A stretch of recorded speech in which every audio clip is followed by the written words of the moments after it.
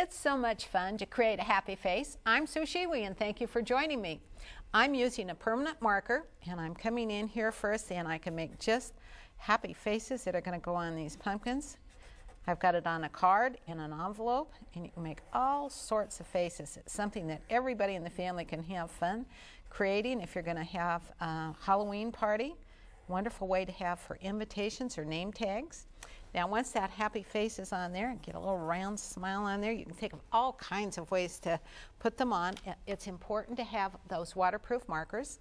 I come down, I've got some acrylic, but I could use watercolor if I wanted to instead. So watering these down with either watercolor and or happens to be acrylic today, 1/2 inch angular. I can just pull this right on around and you can see how easy it is to create these happy face pumpkins. So I can use my orange as I come around, and as I'm working with this, you could also paint on fabric if you wanted to using the acrylics and a permanent marker. Maybe you would want to paint some aprons. You could paint some trick-or-treat bags.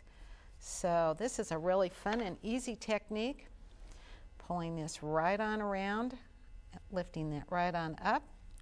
And as easy as can be, you've got that on. Now, I can add a little tiny bit more dimension if I want to by picking up just a tiny bit of country brick.